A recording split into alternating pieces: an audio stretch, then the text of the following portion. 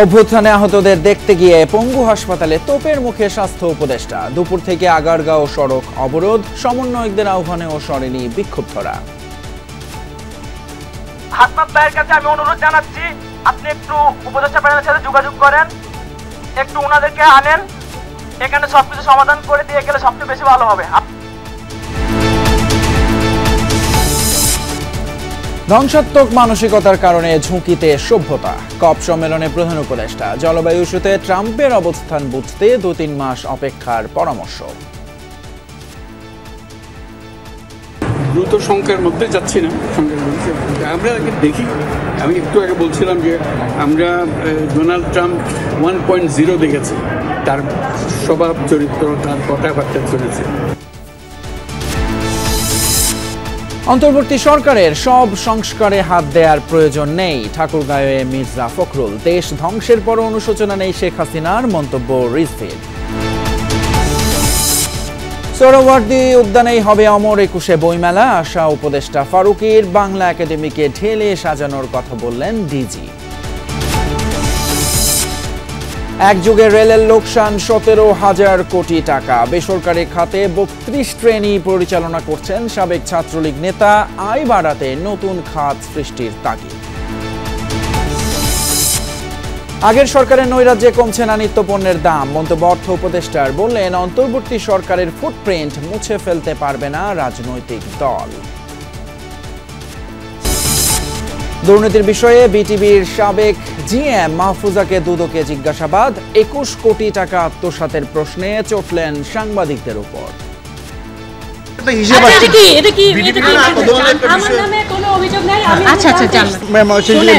অনুসন্ধান চলতেছে, এই বিষয়ে কোনো কথা শুনতে।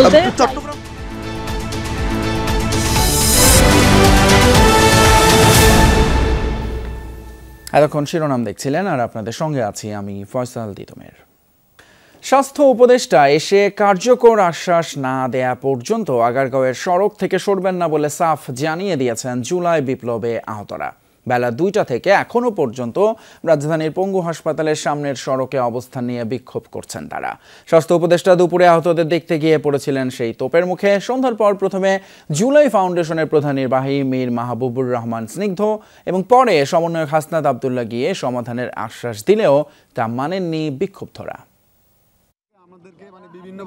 আর্থিক সহযোগিতা করছে আপনাদের এই কথা শুনে। সন্ধ্যার পর জুলাই বিপ্লবের শহীদ মুগ্ধর ভাই এবং জুলাই শহীদ স্মৃতি ফাউন্ডেশনের প্রধান নির্বাহী স্নিগ্ধ উপস্থিত হলে নানা দাবিতে ঘিরে ধরেন আন্দোলনকারীরা। আমি ফাউন্ডেশন থেকে এসেছি এবং তাদেরকে যে আশ্বাস দিতে আমি এসেছি যে তারা এখন পর্যন্ত যারা টাকা পায়নি তাদেরকে আগামী 3 কার্য দিবসের মধ্যে তাদের কাছে টাকা চলে যাবে, এবং যাদের চিকিৎসার প্রবলেম আছে আমরা আগামী 2 দিনের মধ্যে সরকারের যারা চিকিৎসা রিলেটেড এই সব নিয়ে কাজ করতেছে তাদেরকে নিয়ে আমরা নিটর এবং এনআইও হসপিটাল ভিজিট করব, এবং যার যেই সমস্যা সেই সমস্যা সমাধানের জন্য প্রয়োজনীয় যা যা ব্যবস্থা গ্রহণ করা দরকার তা আমরা নিব।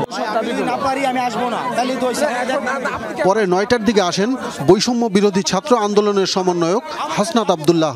বোঝানোর চেষ্টা করেন সবাইকে, আমি যদি অনেক বড় মানুষ হইতাম, উপদেষ্টা হইতাম, এই সেই আমার 3 মাস পরে আমার ভাই এখন রাস্তায় আছে, এটাই আমার জন্য সবচেয়ে লজ্জার।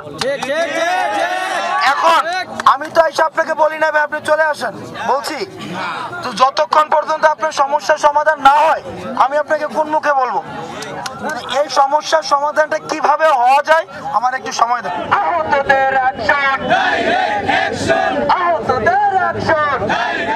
তার আগে দুপুর থেকেই নিজেদের দাবিতে অনড় পঙ্গু হাসপাতালে চিকিৎসাধীন আহতরা।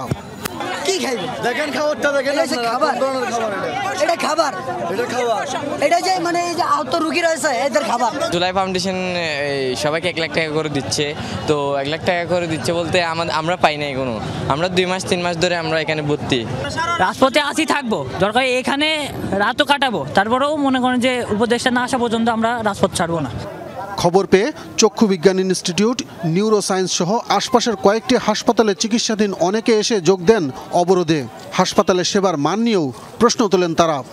কোনো ডাক্তার কিছুই বলে না, এমনকি আমাকে একটা পরীক্ষা, চোখের পরীক্ষা দিচ্ছে, এই পরীক্ষার মেশিন ইস্পাহানি ছাড়া কোনো জায়গায় নেই, এমনকি জাতীয় চক্ষু বিজ্ঞানও নেই।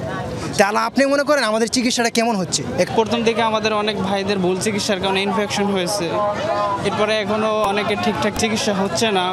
ঘণ্টার পর ঘণ্টা সড়কের উভয় পাশ আটকে রাখায় আশপাশের অফিস ফেরত সহ অন্য যাত্রীরা পড়েন চরম দুর্ভোগে। আমরা রাস্তা ক্লিয়ার করার জন্য ওনাদের সাথে কথা বলেছি, ওনাদেরকে বোঝানোর চেষ্টা করছি। ওনারা আমাদের পয়েন্টগুলো শুনেছেন, আমাদের কথা শুনেছেন, কিন্তু তারপরে ওনারা আন্দোলন অব্যাহত রেখেছেন। এর আগে দুপুরে স্বাস্থ্য উপদেষ্টা নূরজাহান বেগম জাতীয় অর্থোপেডিক হাসপাতালে গিয়ে তোপের মুখে পড়েন আহত শিক্ষার্থী এবং স্বজনদের। এ সময় উপদেষ্টার সাথে ছিলেন ব্রিটিশ হাইকমিশনার সারাহ কুক সহ একটি প্রতিনিধি দল। গাড়ি আটকে দেওয়ার কারণে আটকা পড়েন উপদেষ্টা সহ অন্যরা। পরে বিকল্প উপায়ে হাসপাতাল ছাড়েন নূরজাহান বেগম। আব্দুল্লাহ তুহিন, যমুনা নিউজ, ঢাকা। এই মুহূর্তে শেরেবাংলা নগরে জাতীয় অর্থোপেডিক হাসপাতাল এবং পুনর্বাসন প্রতিষ্ঠান নিটোরের সামনে আছেন সহকর্মী হাসিবুল করিম বিজয়। সরাসরি যাচ্ছে তার কাছে। বিজয়, কি অবস্থা সেখানে? অচল অবস্থা নিরসনে কোনো পদক্ষেপ কি নেওয়া হলো কিনা? আর যেরকম দাবি আমরা শুনছিলাম যে উপদেষ্টা কেউ এসেছেন বা আসবেন, এরকম কোনো খবর আছে কিনা আপনার কাছে একটু জানাবেন। ফয়সাল, আপনি যেমনটি বলছিলেন যে সকালের দিকে কিন্তু আসলে স্বাস্থ্য উপদেষ্টা এবং ব্রিটিশ হাইকমিশনার এখানে জুলাই আন্দোলনে যারা আহত তাদেরকে কিন্তু পরিদর্শনে এসেছিল। তারপরেই কিন্তু আসলে 4 তলায় যখন তারা এই পরিদর্শনে যায়, 3 তলার রোগীদের সাথে যখন তারা কোনো ধরনের কোনো সাক্ষাৎ করেনি, তখনই কিন্তু তারা আসলে আন্দোলন নামে এবং তারপরে আসলে আগারগাঁ থেকে যে শ্যামলীমুখী যে রাস্তাটা রয়েছে সেই সড়ক কিন্তু তারা অবরোধ করে। এরপরে কিন্তু হাসনাত আব্দুল্লাহ এবং জুলাই আগস্ট ফাউন্ডেশনের যে প্রধান নির্বাহী মীর স্নিগ্ধ, সেও কিন্তু এখানে এসেছিলেন তাদেরকে আশ্বাস দিতে। এরপরে তারা সাফ জানিয়ে দিয়েছেন যে তারা উপদেষ্টাদের কাছে আসলে তারা তাদের দাবি জানাতে চায় এবং রাত 10টার মধ্যে যদি স্বাস্থ্য উপদেষ্টা, তথ্য উপদেষ্টা, যুব উপদেষ্টা এবং সমাজ কল্যাণ উপদেষ্টা উপস্থিত না হন, তাহলে কিন্তু তারা আসলে রাস্তায় অবস্থান করবেন এবং যতক্ষণ পর্যন্ত না উপদেষ্টারা আসবে ততক্ষণ পর্যন্ত তারা রাস্তায় অবস্থান করবে বলে জানিয়েছেন আমাদেরকে। এছাড়াও যেমনটি বলছিলেন যে তারা আসলে এখানে আসবেন কিনা, আমরা যতটুকু জানতে পেরেছি তারা এখানে আসবেন এবং তাদেরকে আশ্বাস দিবেন, এমনটাই আমরা জানতে পেরেছি। হাসনাত আব্দুল্লাহ এমনটাই বলেছেন, উপদেষ্টারা কিন্তু আসলে এখানে আসবেন এবং মূলত আসলে কয়জন উপদেষ্টা আসবে সেটা কিন্তু আমরা এখনো জানতে পারিনি, তবে কেউ আসবেন বলে জানিয়েছেন। কিন্তু 10টা কিন্তু বেজে গেছে, কিন্তু এখন পর্যন্ত কোনো উপদেষ্টা আসেনি। আমরা যতটুকু জানতে পেরেছি তারা আসলে আসবে। ফয়সাল। জি বিজয়, অসংখ্য ধন্যবাদ। আমাদের সরাসরি জানাচ্ছিলেন যে আন্দোলন চলছে, সেখানকার সব শেষ খবর। পৃথিবীকে বাঁচাতে নতুন সভ্যতা গড়ার আহ্বান জানালেন প্রধান উপদেষ্টা ডক্টর মোহাম্মদ ইউনূস। আর সেজন্য নতুন জীবনধারা বা লাইফস্টাইল গড়ে তোলার তাগিদ ছিল নোবেলজয়ী ডক্টর ইউনূসের। তার বিশ্বাস, শূন্য নেট কার্বন নিঃসরণ, শূন্য দারিদ্র্য, শূন্য বেকারত্ব, এই 3-0 ধারণা বাস্তবায়ন করতে না পারলে পৃথিবীকে টিকিয়ে রাখা কঠিন। আজারবাইজানের বাকু থেকে মাহফুজ মিশ্রুর রিপোর্ট। সরকার প্রধান হিসেবে জলবায়ু সম্মেলনে প্রথমবার নোবেলজয়ী ডক্টর মোহাম্মদ ইউনূস। মূল ভেন্যুতে আসতে যেতেই অনেক শুভাকাঙ্ক্ষীর সাথে দেখা হয় তার, চলে কুশল বিনিময়, ছবি তোলা। বুধবার সরকার প্রধান হিসেবে জলবায়ু সম্মেলনে বাংলাদেশের অবস্থান তুলে ধরেন প্রফেসর ইউনূস। সেখানে শুরুতেই জলবায়ু পরিবর্তনের যে ভয়াবহ প্রভাব তার কারণ নিয়ে কথা বলেন তিনি। We, the human inhabitants of this planet, are the cause of the destruction of the planet. We are doing it deliberately. We have chosen a lifestyle which works against the environment. We justify this with an economic framework which is considered as natural as the planetary system. জলবায়ু পরিবর্তন ইস্যুতে নতুন দৃষ্টিভঙ্গির কথাও বিশ্ব নেতাদের সামনে তুলে ধরেন বাংলাদেশের সরকার প্রধান। It will be based on zero waste. It will limit consumption to essential needs, leaving no residual waste. This lifestyle will also be based on zero carbon, no fossil fuel, only renewables. বহুল আলোচিত 3-0 ধারণা বাস্তবায়নেও সবাইকে তাগিদ দেন professor Yunus. Each young person will grow up as a 3-0 person.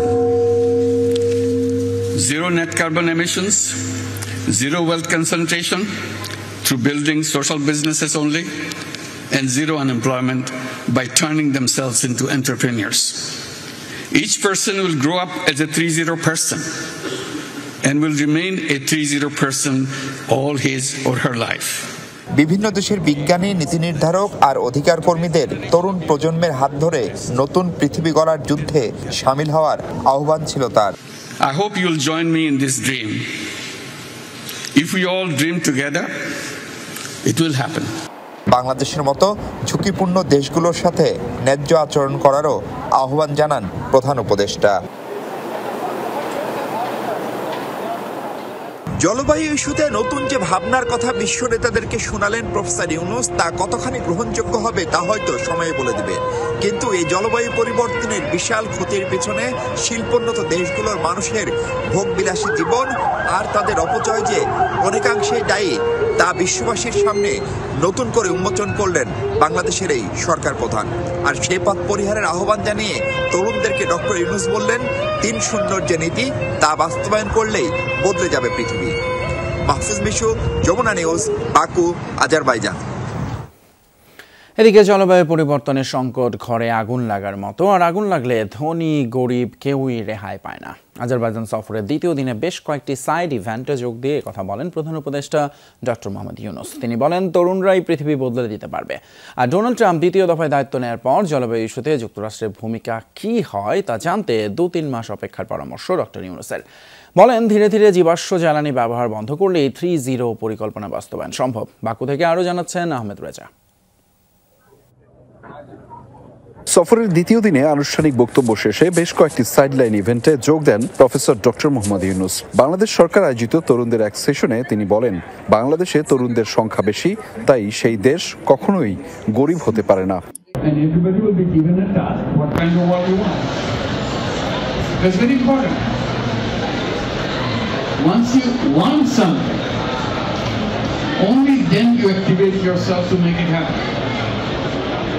You have to dream.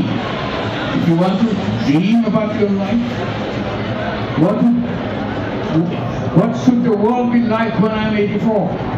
জলবায়ু ইস্যুতে যুক্তরাষ্ট্রের ভূমিকা কি হবে তা নিয়ে এখনই মন্তব্য করতে রাজি হননি প্রধান উপদেষ্টা। এ বিষয়ে ডোনাল্ড ট্রাম্প দ্বিতীয় ভার্সনের অবস্থান বোঝার জন্য 2-3 মাস অপেক্ষার পরামর্শ দিলেন তিনি। বলেন, তরুণরা আস্তে আস্তে জীবাশ্ম জ্বালানি ব্যবহার বন্ধ করলেই 3-0 পরিকল্পনা বাস্তবায়ন সম্ভব। দ্রুত সংখ্যার মধ্যে যাচ্ছি না, আমরা আগে দেখি। আমি একটু আগে বলছিলাম যে আমরা ডোনাল্ড ট্রাম্প 1.0 দেখেছি, তার স্বভাব চরিত্র, তার কথাবার্তা চলেছে। আমরা ট্রাম্প 2.0 দেখিনি। আসুক কি, তার কয়েক মাস সময় দেওয়া, আস্তে আস্তে আসুক, সে কি চরিত্র নিয়ে আসে, কি পলিসি নিয়ে আসে, দেখি তার পরিবর্তন হয়েছে কিনা এর মধ্যে, সেটা দেখতে হবে। জলবায়ু সংকটকে ঘরে আগুন লাগার মতো সংকট হিসেবে আখ্যা দেন প্রফেসর ইউনূস। বলেন, এই সংকট থেকে কেউই মুক্ত নয়। জলবায়ু সমস্যাটা হলো আমাদের ঘরে আগুন লাগার মতো। ঘরে আগুন লেগেছে, এখন ঘরে আগুন লেগেছে, এটা বড় লোকের ঘরে চলছে না গরিব লোকের করছে, এটা তো না, ঘর একটাই। এই পৃথিবী পড়ে গেলে সেখানে ধনী দেশও করবে, গরিব লোক দেশও করবে। কাজে তাদেরকে সেই সতর্কতাটা দেওয়া, এটা ঘর একটা, পৃথিবী একটা। তুমি মনে করো না যে তুমি দুনিয়ার মধ্যে বেঁচে থাকবে আর গরিবগুলো শূন্য হয়ে যাবে, তা না। দিনব্যাপী নানা আয়োজনে প্রফেসর ইউনূসের 3-0 থিওরি বাস্তবায়নে তরুণদের অংশগ্রহণের গুরুত্ব আবারও মনে করিয়ে দেন প্রধান উপদেষ্টা। এই পৃথিবী বদলাতে হলে সবারই অংশগ্রহণ সবার আগে জরুরি, তবে সেক্ষেত্রে তরুণরাই ভূমিকা পালন করতে পারে সর্বাগ্রে, সবার আগে। সেই ক্ষেত্রটি নিশ্চিত করতেই এবার জলবায়ু সম্মেলনে আহ্বান জানালেন প্রফেসর ডক্টর মোহাম্মদ ইউনূস। বাংলাদেশে যে ধরনের পরিবর্তন এনেছে তরুণরা, সেই আহ্বানই বিশ্বব্যাপী ছড়িয়ে দিলেন বাংলাদেশের সরকার প্রধান। Ahmed Reza, Jamuna news, Baku, Azerbaijan. Ahmed রেজার রিপোর্ট দেখছিলাম। এই মুহূর্তে একটু সরাসরি তার কাছে যেতে চাই। COP29 জলবায়ু সম্মেলন কভার করছেন তিনি আজারবাইজানের রাজধানী বাকু থেকে। রেজা, আজকে প্রধান উপদেষ্টার আর কোনো কর্মসূচি আছে কিনা সারাদিন সেগুলো জানাবেন, এবং একই সঙ্গে তাকে ঘিরে বা তার বক্তব্য ঘিরে কেমন প্রতিক্রিয়া দেখছেন সেখানে? ফয়সাল তিতুমীর আজকে আসলে তেমন কোনো আনুষ্ঠানিকতা নেই, আর আজকে মোটামুটি শেষ। তবে তার বক্তব্যগুলো যেগুলো হচ্ছে, সকালবেলায় তিনি কিন্তু বেশ কয়েকটি বিষয়ে কথা বলেছেন। প্রথমত হচ্ছে যে তিনি বলেছেন যে তরুণদেরকে প্রাধান্য দিতে হবে সবার আগে। তিনি সেখানে প্রথম বক্তব্যে, আনুষ্ঠানিক বক্তব্যে সেখানে বলেছিলেন বাংলাদেশের উদাহরণের কথা, যেখানে তরুণরা একটি পরিবর্তন এনেছেন। সেই পরিবর্তন আনার ক্ষেত্রে তরুণদের যে ভূমিকা ছিল সেটির কথা কিন্তু তিনি বলেছেন এবং বলেছেন যে এই ধরনের কার্যক্রম বিশ্বব্যাপী ছড়িয়ে দিতে পারলে যে সংকটের মধ্যে দিয়ে, জলবায়ু সংকটের মধ্যে দিয়ে পুরো বিশ্ব যাচ্ছে, সেটি পরিবর্তন করা সম্ভব। ফলে তরুণদের নেতৃত্বে আনার জন্য তিনি আবারও কথা বলেছেন এবং একসাথে তিনি কিন্তু বলেছেন যে জলবায়ু সংকটের এই সময়টাতে ঘরে আগুন লাগলে কিন্তু কেউই রেহাই পায় না, তেমন কোনো দেশই ধনী দেশগুলো কিংবা দরিদ্র দেশগুলো কেউ কিন্তু রেহাই পাবে না। ফলে সবারই কিন্তু এখনই সেই সংকট মোকাবেলায় ঐক্যবদ্ধ হওয়ার আহ্বান জানান। তো এই জায়গা থেকে যে প্রফেসর ইউনূস যখন কথা বলেন তখন কিন্তু সেইটি বিশ্ব নেতাদের কাছে অন্যভাবে পৌঁছায় এবং সেটি নিয়ে কিন্তু তাদের আলাদা গুরুত্ব থাকে। ফলে বাংলাদেশের পক্ষ থেকে এবং ক্ষতিগ্রস্ত দেশগুলোর পক্ষ থেকে ডক্টর ইউনূসের আহ্বান কিন্তু ছিলই, একই সাথে ছিল যে ঐক্যবদ্ধভাবে কাজ করে এই মোকাবেলা কিভাবে করা যায় সেটিও আলাদাভাবে তারা কথা বলেছে। ফলে দিনব্যাপী তো আজকে বেশ কয়েকটি সাইড ইভেন্টে যোগ দিয়েছেন এবং তরুণদের সাথে দিনের শেষের ভাগে তিনি তরুণদের সাথে বেশ কিছুক্ষণ বসে আলাদাভাবে কথা বলে তাদের নানা সংকটের কথা শুনেছেন এবং বাংলাদেশের তরুণরা জানিয়েছেন যে সেই সংকট উত্তরণে তাদের কি পরিমাণ ভূমিকা রয়েছে এবং সেই সংকটে সেই ভূমিকার ক্ষেত্রে তাদের যে বাধাগুলো রয়েছে সেগুলোর নিরসনের কাজ করার কথা বলেছেন প্রফেসর ডক্টর ইউনূস। অসংখ্য ধন্যবাদ আহমেদ রেজা, সরাসরি যোগ দিয়েছিলেন আজারবাইজানের বাকু থেকে। অন্তর্বর্তী সরকারের সব ধরনের সংস্কারে হাত দেওয়ার খুব বেশি প্রয়োজন নেই, নির্বাচিত সংসদ সেই কাজগুলো করবে, এমন মন্তব্য করেছেন বিএনপির মহাসচিব মির্জা ফখরুল ইসলাম আলমগীর। কোনো দলকে নিষিদ্ধ করা রাজনৈতিক দলের কাজ নয় বলেও মনে করেন বিএনপির এই নীতি নির্ধারক। উত্তরাঞ্চল সফরের দ্বিতীয় দিনে নিজ জেলা ঠাকুরগাঁওয়ে বিএনপির বিভিন্ন স্তরের নেতাকর্মীরা মহাসচিবের সাথে দেখা করেন। পরে নিজ বাসভবনে সমসাময়িক বিভিন্ন বিষয় নিয়ে কথা বলেন মির্জা ফখরুল ইসলাম আলমগীর। সোশ্যাল মিডিয়া ছড়ানো হচ্ছে। উপদেষ্টা নিয়োগে রাজনৈতিক দলগুলোর পরামর্শ নেওয়ার প্রচলন নেই উল্লেখ করে ফখরুল বলেন, এটা সম্পূর্ণ প্রধান উপদেষ্টার এখতিয়ার। তবে অন্তর্বর্তী সরকারের সব ধরনের সংস্কারে হাত দেওয়ার খুব বেশি দরকার নেই বলেও মনে করেন তিনি। দেশের রাজনৈতিক সংকট মোকাবেলা, অর্থনৈতিক সংকট মোকাবেলা, সব কিছুর জন্য এখন একটা নির্বাচিত সরকার, নির্বাচিত পার্লামেন্ট অত্যন্ত জরুরি। সরকারের খুব সতর্ক ভূমিকা পালন করা উচিত। যাদেরকে তিনি যাদেরকে নেবেন তারা যেন বিতর্কিত না হয়, এই বিষয়টা তাদের লক্ষ্য করা উচিত, তাদের নিজেদের স্বার্থেই। বিএনপি এখন সম্পূর্ণ নির্বাচনমুখী বলে জানান মির্জা ফখরুল। বলেন, কোনো দল নিষিদ্ধ করা রাজনৈতিক দলের কাজ নয়। দ্য পিপল উইল ডিসাইড যে কে রাজনীতি করবে কে করবে না, অ্যান্ড থ্রু ইলেকশন, নির্বাচনে যারা আপনার জনগণের কাছে খারাপ হয়ে যাবে তারা আপনার বাতিল হয়ে যাবে অথবা পার্লামেন্ট সিদ্ধান্ত নেবে। সবচেয়ে জরুরি যে জিনিসটা প্রয়োজন সেই জিনিসটা হচ্ছে যে একটি একদম অবাধ, নিরপেক্ষ, সকলের কাছে গ্রহণযোগ্য একটি নির্বাচন। প্রশাসনের প্রতি চাপ প্রয়োগ না করতে নেতাকর্মীদের নির্দেশ দেওয়া হয়েছে বলেও জানিয়েছেন মির্জা ফখরুল ইসলাম আলমগীর। এটা খুব পরিষ্কারভাবে বলা আছে। আমিন বাবু, যমুনা নিউজ। দেশ ধ্বংস করার পরও শেখ হাসিনার কোনো অনুশোচনা নেই, ফের দেশকে অস্থিতিশীল করতে ষড়যন্ত্র করছেন, এমন মন্তব্য করেছেন বিএনপির সিনিয়র যুগ্ম মহাসচিব রিজভী আহমেদ। দুপুরে নয়াপল্টনে বিএনপির কেন্দ্রীয় কার্যালয়ে স্বেচ্ছাসেবক দলের সাবেক কোষাধ্যক্ষ কামরুজ্জামান জাপানের রুহের মাগফিরাত কামনায় আয়োজিত দোয়ায় যোগ দেন তিনি। বলেন, শেখ হাসিনা সন্ত্রাসী মানসিকতার, এই জন্য পাশের দেশ থেকে মাঝে মাঝেই হুঙ্কার দিয়ে দেশ অস্থিতিশীল করার চেষ্টা করছেন। ষড়যন্ত্রের ধারাবাহিকতায় নূর হোসেন দিবসেও দেশকে অস্থিতিশীল করার চেষ্টা করা হয়েছে। বলেন, সংস্কার দীর্ঘমেয়াদী হলে নানান ধরনের ষড়যন্ত্রের ফন্দি ফিকির হতে পারে, আবারও যেন ফ্যাসিবাদী শাসনের পুনরুত্থান না হয় সেই বিষয়ে দেশের মানুষকে সোচ্চার থাকার আহ্বান জানান তিনি। নেপাল এবং ভুটানের উৎপাদিত জলবিদ্যুৎ শেয়ার করার জন্য একটি দক্ষিণ এশিয়া গ্রিড স্থাপনের আহ্বান জানিয়েছেন প্রধান উপদেষ্টা ডক্টর মোহাম্মদ ইউনূস। বুধবার বাকুতে জলবায়ু সম্মেলনের সাইড লাইনে সোশ্যাল বিজনেস গ্রুপের সাথে এক বৈঠকে প্রধান উপদেষ্টা বলেন, বাংলাদেশ, ভারত, নেপাল ও ভুটানের সাথে সংযোগকারী বিদ্যুতের গ্রিডের অভাবে হিমালয় অঞ্চলের দেশগুলোর বেশিরভাগ জলবিদ্যুৎ সম্ভাবনা এখনও অব্যবহৃত রয়ে গেছে। নেপালের কর্মকর্তারা বলছেন, দেশটির 40,000 মেগাওয়াট জলবিদ্যুৎ উৎপাদনের সম্ভাবনা রয়েছে, যা ভারত ও বাংলাদেশের মতো বড় দেশগুলোর জীবাশ্ম জ্বালানি নির্ভরতা কমাতে সাহায্য করতে পারে। অধ্যাপক ইউনূস বাংলাদেশ, ভারত, নেপাল ও ভুটানকে দক্ষিণ এশিয়া গ্রিড তৈরির কথা ভাবতে হবে উল্লেখ করে বলেন, বাংলাদেশ সহজেই নেপাল থেকে জলবিদ্যুৎ আনতে পারে, কেননা এটি বাংলাদেশ থেকে মাত্র 40 মাইল দূরে। নেপালের জলবিদ্যুৎ দামেও সুলভ হবে। বইমেলার খবর। সোহরাওয়ার্দী উদ্যানেই হতে যাচ্ছে বাঙালির প্রাণের মেলা অমর ২১শে বইমেলা। বাংলা একাডেমির মহাপরিচালক জানিয়েছেন, চিরচেনা পরিবেশেই মেলা আয়োজনের আনুষ্ঠানিক সিদ্ধান্ত আসছে। যমুনা নিউজকে তিনি জানিয়েছেন, বাংলা একাডেমিকে ঢেলে সাজানোর নানা পদক্ষেপের কথাও। সহকর্মী ফারহানা ন্যান্সি জানাচ্ছেন বিস্তারিত। স্বাধীনতা স্তম্ভ দ্বিতীয় ও তৃতীয় প্রকল্পের কারণে সোহরাওয়ার্দী উদ্যানে বসবে না বইয়ের রাজ্য। গত বছরই জানানো হয়েছিল এমন সিদ্ধান্ত। এরই ধারাবাহিকতায় গত ৬ নভেম্বর গৃহায়ন ও গণপূর্ত মন্ত্রণালয় থেকে চিঠি পাঠানো হয় বাংলা একাডেমিকে। এরপরই শুরু হয় আলোচনা সমালোচনা। সচিবালয়ে সেই আলোচনার শেষটা টানেন সংস্কৃতি উপদেষ্টা মোস্তফা সরোয়ার ফারুকী। বলেন, প্রাণের মেলা সোহরাওয়ার্দী উদ্যানে অনুষ্ঠিত হওয়ার চেষ্টাটা চলছে জোরে সোরে। আমরা একটা পজিটিভ আউটকামের দিকে যাচ্ছি এবং বইমেলা আশা করা যায় যেখানে হতো সেখানেই হবে এবং সুন্দর আয়োজনে হবে এবং কোনো ধরনের ঝামেলা হবে না। ইতিমধ্যেই ৩ মন্ত্রণালয় একসঙ্গে নিয়ে কাজ করছে।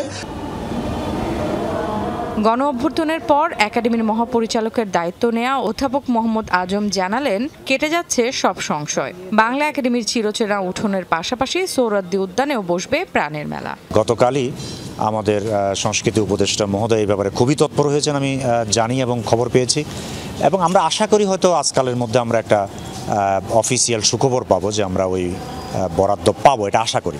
নিয়মিত কাজের পাশাপাশি বাংলা একাডেমিকে ঢেলে সাজানোর প্রক্রিয়া চলমান থাকবে জানিয়েছেন মহাপরিচালক। বলেছেন, বন্ধ হয়ে যাওয়া লেখক প্রকল্প আবারও চালু সহ প্রবন্ধ গবেষণায় বৃত্তি দেওয়ার বিষয়টি চূড়ান্ত হয়েছে। 1 বছর মেয়াদী 10টা গবেষণা প্রকল্পে আমরা বৃত্তি দেব, এটা আমরা চূড়ান্ত করেছি, অনুমোদন নিয়েছি আমাদের কার্যনির্বাহী পরিষদের, এবং বাংলা একাডেমির নিজস্ব অর্থায়ন এটা আমরা এখন করছি। আমরা ভাবছি যে লেখক প্রকল্প আবার কিভাবে চালু করা যায় খুব শিগগির। আগামী 6 মাসের মধ্যে পুরো একাডেমিকে ডিজিটালাইজেশনের আওতায় আনার লক্ষ্য ঢাকা বিশ্ববিদ্যালয়ে বাংলা বিভাগের সাবেক এই অধ্যাপকের। Farhana Nancy, Jamuna news, Dhaka. দ্রব্যমূল্য কমতে সময় লাগবে। আগের সরকারের নৈরাজ্যের কারণে বাজারে এমন পরিস্থিতির সৃষ্টি হয়েছে বলে জানিয়েছেন অর্থ উপদেষ্টা ডক্টর সালেহউদ্দিন আহমেদ। সচিবালয়ে সাংবাদিকদের তিনি জানান, আগের সরকারের অনেক বকেয়া ছিল, সেগুলোর কিস্তি শোধ করতে হচ্ছে এই সরকারকে। জানান, ষষ্ঠ সপ্তম শ্রেণী, ইবতেদায়ী এবং কারিগরি বোর্ডের বই ছাপানোর জন্য অনুমতি দেওয়া হয়েছে। জানুয়ারিতে বই দেওয়া হবে বলে আশা প্রকাশ করেন তিনি। উপদেষ্টা জানান, সার এবং গম আমদানির সিদ্ধান্ত ক্রয় সংক্রান্ত উপদেষ্টা কমিটিতে পাঠানো হয়েছে। এলএনজি আমদানির সিদ্ধান্ত বা অনুমোদনও দেওয়া হয়েছে বলে জানান তিনি। কোনো চাপ নেই, আমরা কিস্তি দিচ্ছি। আগের এরিয়ারের যে সারের যে আগের যে অনেকগুলো বকেয়া পাওনা ছিল আগের সরকারের, এইগুলো আমরা অলরেডি শোধ করে দিয়েছি। কিছু কিছু আবার জমা হচ্ছে, সেগুলো আমরা দেব। অন্যদিকে প্রতিষ্ঠান ভালো না হলে ভালো প্রকল্প নিলেও বাস্তবায়ন করা কঠিন, এমন মন্তব্য করেছেন অর্থ উপদেষ্টা ডক্টর সালেহউদ্দিন আহমেদ। বলেন, পরিবর্তিত সময়ে সংস্কার কাজ এগিয়ে চলছে। অন্তর্বর্তী সরকারের ফুটপ্রিন্ট মুছে ফেলতে পারবে না কোনো রাজনৈতিক দল। পল্লী কর্মসহায়ক ফাউন্ডেশন PKSF এর আলোচনা সভায় বলা হয়, দারিদ্র নির্মূলে বড় ভূমিকা রেখেছে ক্ষুদ্র ঋণ। প্রান্তিক মানুষের সক্ষমতা বাড়াতে এই খাতের অর্থায়নও বাড়াতে হবে। প্রান্তিক মানুষদের অর্থনৈতিক সক্ষমতা বৃদ্ধিতে বড় ভূমিকা রাখছে ক্ষুদ্র ঋণ কার্যক্রম। দারিদ্র বিমোচন, কর্মসংস্থান সৃষ্টির ক্ষেত্রে উদ্যোক্তাকে সহায়তা দেয় ক্ষুদ্র ঋণ। পল্লী কর্মসহায়ক ফাউন্ডেশন বা PKSF এর 35 বছর পদার্পণ উপলক্ষে আলোচনায় তুলে ধরা হয় সফলতার নানা গল্প। ঘুরে দাঁড়াতে সহায়ক ভূমিকা রাখে ক্ষুদ্র অর্থায়ন। কেমন দিন আমার চলে গেছে যে আমি আজ দুপুরে ভাত খেয়েছি আর দুপুরে ভাত খেয়েছি। 20 শতাংশ জমিতে আমি খুবই অল্প সময়, মাত্র 70 দিনে 55 মনের মতো বিদ্যুৎ উৎপাদন করি। আমার প্রতিষ্ঠান প্রতি মাসে $15,000 মার্কিন ইনকাম করছে। বলা হয়, উন্নয়ন হতে হবে অন্তর্ভুক্তিমূলক, তা না হলে টেকসই অর্থনীতির লক্ষ্যে পৌঁছা অসম্ভব। কৃষি পণ্যের প্রসেসিং, মার্কেটিং, তারপর এটার মধ্যে আরো কিছু সমস্যা আছে, জাতীয় সমস্যা। এটা এই সেমি ফর্মাল বা ইনফর্মাল সেক্টরটা এখন যে একটা full blown regulatory sector, formal financial sector, এটাতে PKSF এর মুখ্য একটি ভূমিকা ছিল। আর্থিক প্রতিষ্ঠানে সংস্কার কার্যক্রম এরই মধ্যে শুরু হয়েছে। অর্থ উপদেষ্টা মনে করেন, দীর্ঘমেয়াদে সংস্কার কার্যক্রম বাস্তবায়ন করবে রাজনৈতিক সরকার। আমরা সংস্কার করতে চেষ্টা করছি, সংস্কার আগেও বলেছি, কিন্তু শর্ট টার্ম কিছু আমরা করব, মিড টার্ম, লং টার্ম গুলো পলিটিক্যালি তা করবে। আমরা একটা ফুটপ্রিন্ট রেখে যাবো যে অ্যাটলিস্ট এইটার উপর দিয়ে আপনি হাঁটবেন। আপনারা আমাদের ফুটপ্রিন্টটা অ্যাভয়েড করতে পারবেন না, কারণ আমরা যেটা করব জনগণের ভালোর জন্য, জনগণই আপনাদের চাপ দেবে। সরকারের এই নীতি নির্ধারক মনে করেন মানুষের কষ্ট হচ্ছে, কিন্তু মূল্যস্ফীতি নিয়ন্ত্রণ একক কোনো প্রতিষ্ঠানের পক্ষে সম্ভব না।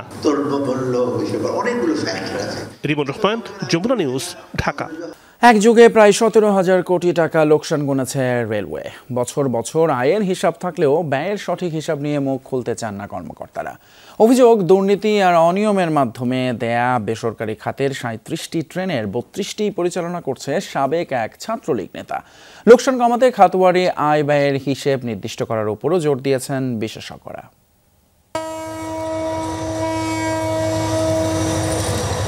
লোকসান আর রেল যেন মুদ্রার এপিঠ ওপিঠ।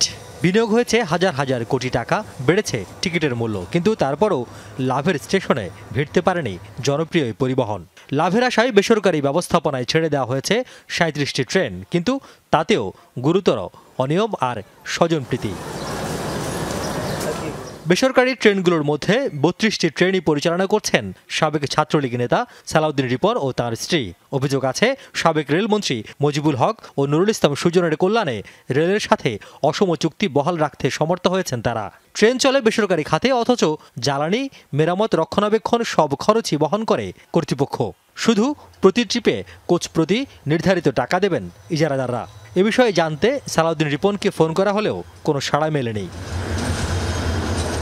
নানা সমালোচনার পর চলতি সপ্তাহে বেসরকারি খাতে পরিচালিত 24টি ট্রেনের ইজারা ডিসেম্বর থেকে বাতিল করে নতুন দরপত্র আহ্বান করার কথা জানায় রেল মন্ত্রণালয়। এ নিয়ে কথা বললেও রিপনুল্লাহ দম্পতি ও এ খাতের ব্যয়ের হিসাবের ব্যাপারে কথা বলতে রাজি হননি রেল কর্তৃপক্ষ।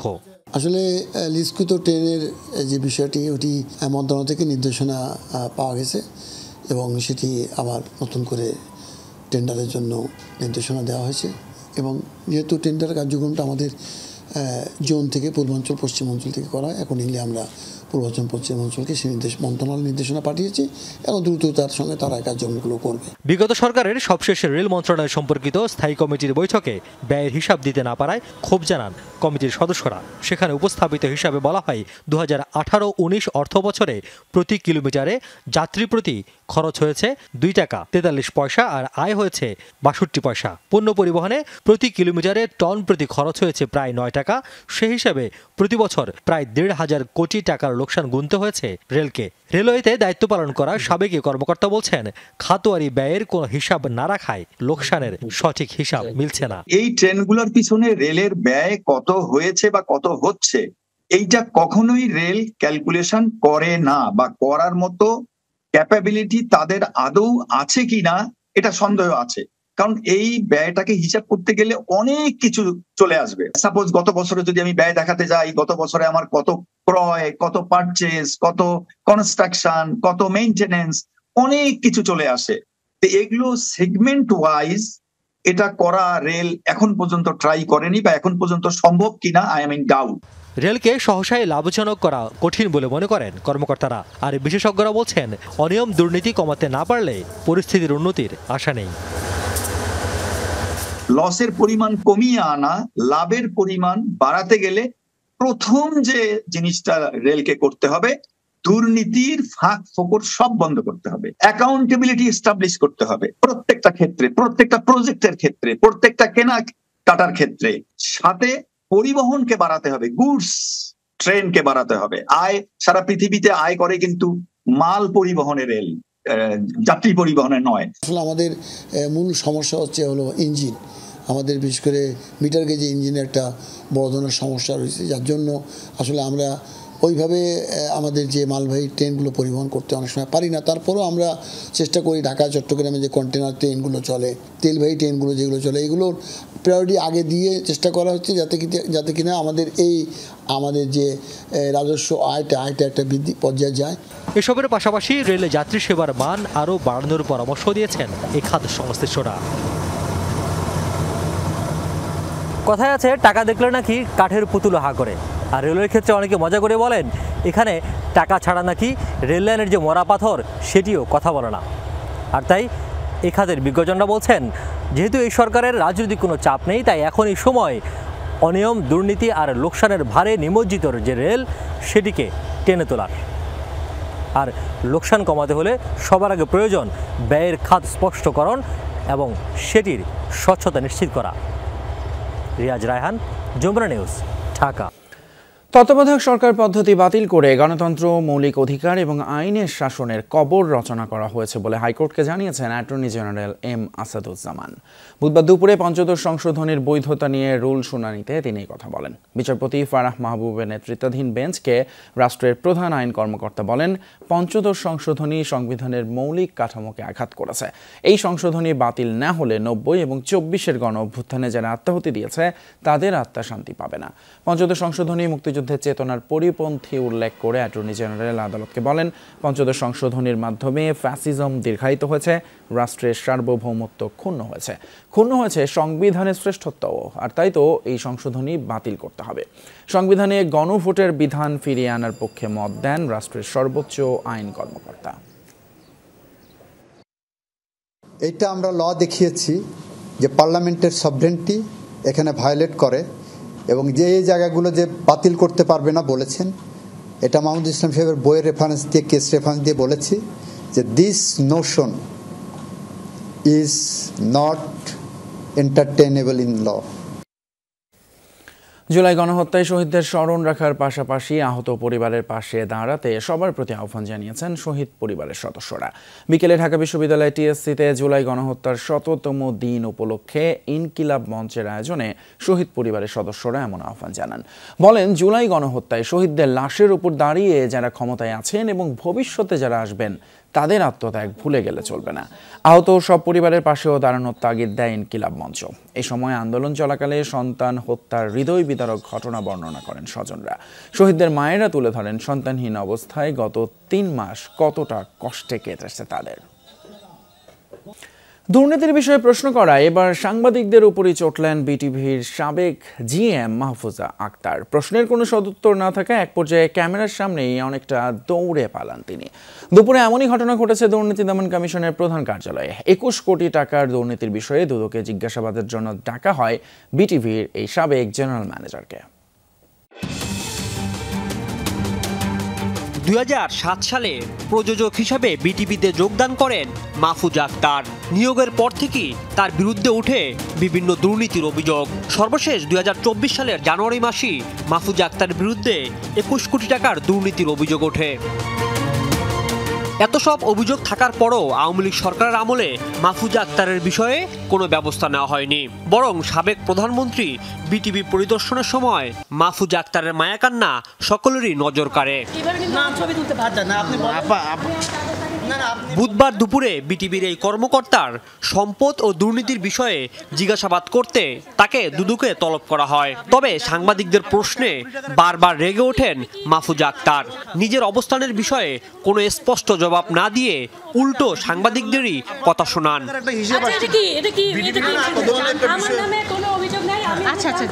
জিজ্ঞাসাবাদের জন্য 5 ঘন্টারও বেশি সময়ে দুদকে থাকেন মাহফুজা আক্তার। বিগত 15 বছরে শিল্পী, কলাকৌশলী, ঠিকাদার সহ সংশ্লিষ্টদের কাছ থেকে ঘুষ গ্রহণ, সরকারি প্রকল্পের টাকা আত্মসাৎ ও অনুষ্ঠান না বানিয়ে বিলের কোটি কোটি টাকা উত্তোলন করার অভিযোগ আছে বিটিভির এই কর্মকর্তার বিরুদ্ধে।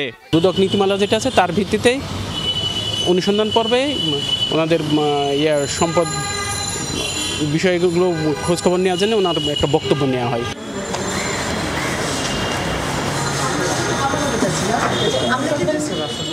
এক পর্যায়ে দৌড়ে দুদক কার্যালয় ত্যাগ করেন। ছাত্র জনতার আন্দোলনের সময় বিটিভির সাবেক জিএম মাহফুজা আক্তারের পক্ষ থেকে মামলা করা হয়। সেখানে বিএনপি জামাতের শীর্ষ নেতা সহ 3 থেকে 4 হাজার নেতাকর্মীকে আসামি করা হয়। রাজীব আহমেদ, যমুনা নিউজ, ঢাকা। বিদ্যুৎ নিয়ে ভারতের আদানি গ্রুপের সঙ্গে সব চুক্তি বাতিলের নির্দেশনা চেয়ে হাইকোর্টে রিট দায়ের করা হয়েছে। ব্যারিস্টার এম কাইয়ুম জনস্বার্থে রিটটি দায়ের করেন। বিচারপতি ফারাহ মাহবুব এবং বিচারপতি দেবাশিস রায়চৌধুরী হাইকোর্ট বেঞ্চে রিট আবেদনটির উপর শুনানি হবে। এর আগে গত 6 নভেম্বর বিদ্যুৎ নিয়ে ভারতের আদানি গ্রুপের সঙ্গে সব চুক্তি বাতিল চেয়ে সরকারকে লিগ্যাল নোটিশ পাঠান সুপ্রিম কোর্টের এক আইনজীবী। নোটিশে অবিলম্বে অন্যায্য এবং একতরফা চুক্তি পুনর্বিবেচনা অথবা পুরোটাই বাতিল চাওয়া হয়েছে। 3 দিনের মধ্যে আদানি এই চুক্তি পুনর্বিবেচনার কার্যক্রম শুরু না করলে হাইকোর্টে রিট করার কথা জানান সংশ্লিষ্ট আইনজীবী। নোটিশের সময় পেরিয়ে যাওয়ায় এই রিট আবেদনটি করা হয়।